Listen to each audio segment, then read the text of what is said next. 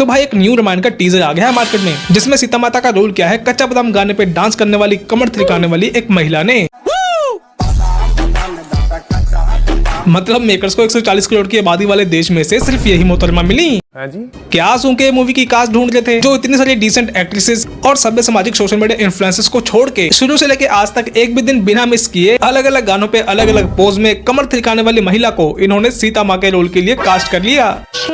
Every women can play Sita माँ role, चाहे वो बिकनी पहने, चाहे वो शॉर्ट्स पहने, चाहे वो साड़ी पहने, उससे उसका कैरेक्टर डिसाइड नहीं। क्या तू नारी नहीं पिशाचनी है, पिशाचनी। रमानंद सागर जी की रामायण की जो कास्ट थी ना, उन्होंने रामायण करने के बाद एक भी रोल ऐसा नहीं किया जिससे लोग उन पे सवाल उठाएं। पर अंजलि जी के लिए तो ये सब बातें मायने ही नहीं रखती, तभी तो ये अभी भी चटपटे गानों के ऊपर अपनी कमरें थिरका रही।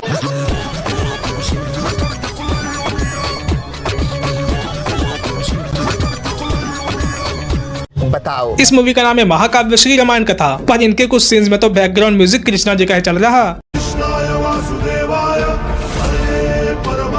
जरूर इस मूवी की पूरी टीम हरी पत्तियों वाले पौधे को पीस के पी के बैठी होगी, तभी तो इनके एडिटर को इतनी बड़ी गलती नजर नहीं आई। लेकिन मुझे ये समझ नहीं आ रहा कि जब रामायण के नाम पे इतनी बड़ी बड़ी मूवीज आ चुकी हैं और आने वाली हैं, तो बीच में इनको अपने इस मास्टर शीट को लाने की क्या जरूरत पड़ गई थी। ऐसे ही भाई यहाँ तो ये हम सब की फिड़की ले रहे हैं, यहाँ तो आदि पुरुष की तरह ही ये ब्लैक का व्हाइट करना चाह रहे हैं। सारे मिलके हमको पागल बना रहे हैं। इंस्पिरेशन भी लगता है इन्होंने आदि पुरुष मूवी से ही ली है। अब जैसे कि तुलसीदास जी की चौपाई वाले इस सीन को ही देख लो। रघुकुल रीत सदा चली आई, प्राण जाए पर वचन न जाए। यही सेम चौपाई आदि पुरुष में प्रभास ने भी बोली थी। रघुकुल रीत सदा चली आई, प्राण जाए पर वचन न जाए। Same but different। और तो और क्या अति उत्तम चलचित्र और वीएफएक्स दिखाए गए हैं यहाँ।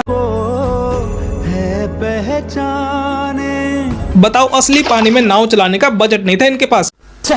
पानी छोड़ो, घास के ऊपर चलने के लिए किसी भी गार्डन में इनको घास नहीं मिली, तभी तो इन्होंने प्लास्टिक के आर्टिफिशियल ग्रास के ऊपर इस सीन को फिल्मा दिया।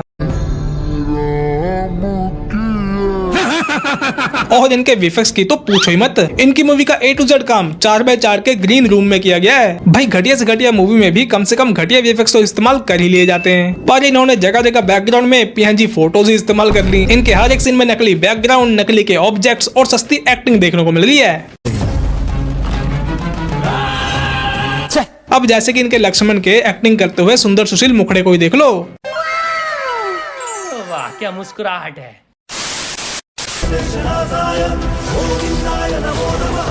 इन भाई साहब को तीर कमान वाला थोड़ी बना के छोड़ोगे क्या, जो भर भर के सस्ते वीएफएक्स से बनी हुई इस सस्ती बिजली को दिखा रहे हो। हाँ। इतने हंसमुख राम तो आपने आज तक कभी नहीं देखे होंगे जितने हंसमुख ये भाई साहब हैं।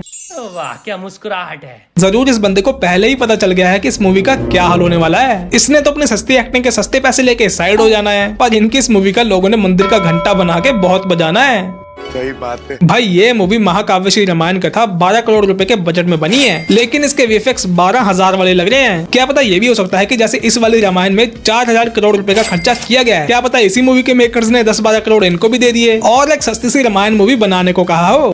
मगर क्यों? ताकि इनकी इस रामायण को देख के ऑटोमेटिकली ही लोग इनके वाली रामायण को देखने पे मजबूर हो जाएं। मस्त प्लान है। भाई रामायण के ट्रेलर में आपने देखा कि वनवास के लिए निकलते समय राम जी की आंखों में थोड़े बहुत आंसू थे और उनका मन उदास था, पर ये भाई साहब तो वनवास जाने के इस इमोशनल सीन में भी मंद मंद मुस्कुरा रहे हैं।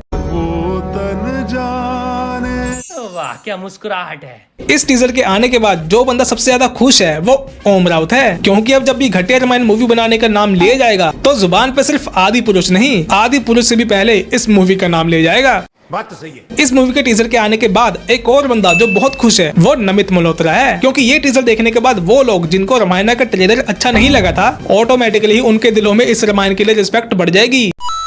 सीता सिर्फ श्री राम की है रावण, या तो अपने स्वामी के साथ जाएगी या उनके वियोग में अपने प्राण त्याग देगी। व्हाट अ डायलॉग भाई। बस इसको बोलने वाली महिला कोई और होती ना तो मजा ही आ जाता, पर अंजलि पकोड़ा के मुंह से ये डायलॉग सुन के कहीं थिएटर्स में पब्लिक ही अपने प्राण न त्याग दे।